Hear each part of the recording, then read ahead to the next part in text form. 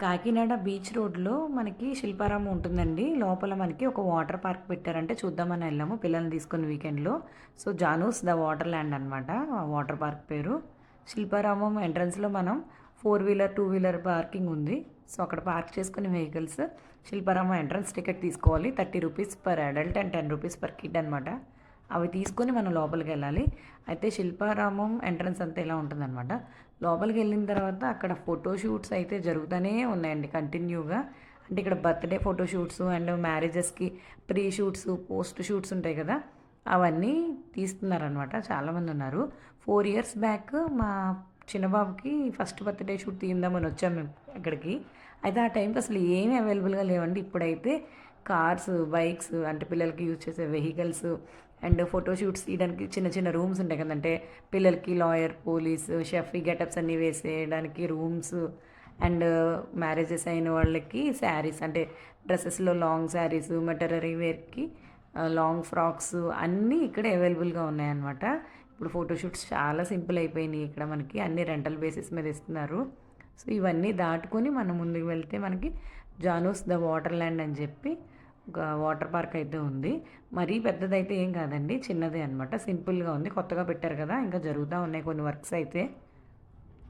ఇది మనకి ఈ వాటర్ పార్క్‌కి టికెట్ వచ్చి పెద్దవాళ్ళకి 500 అండి. చిన్నపిల్లలకి 400 అనమాట.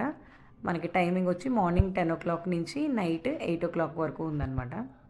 ఫుడ్ కోర్ట్ అంటే లోపలైతే అవైలబుల్‌గా లేదు. అంటే వాటర్ పార్క్ లోపల. ఈ శిల్పారామంలో అయితే ఒక క్యాంటీన్ ఉంది.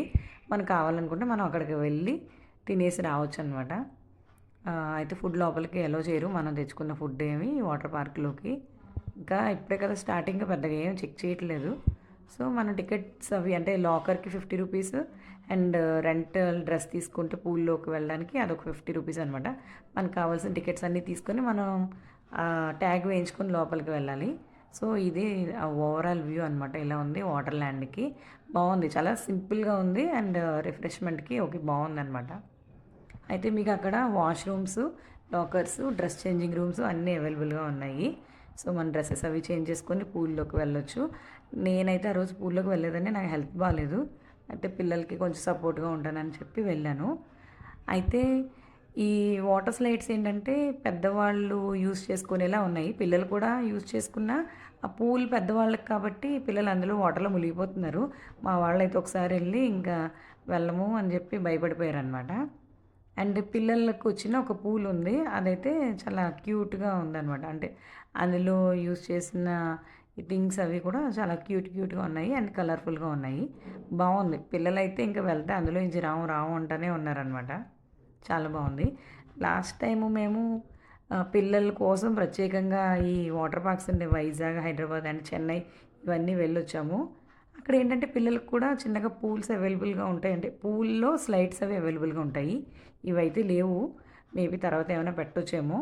అయితే బావుంది. ఇప్పుడు సమ్మర్ హాలిడేస్‌లో కాకినాడలో కూడా బీచ్‌తో పాటు ఎస్ఆర్ఎంటీ మాల్‌తో పాటు ఈ వాటర్ పార్క్ కూడా విజిట్ చేయొచ్చనమాట. ఎంజాయ్ చేయడానికి బానే ఉంది.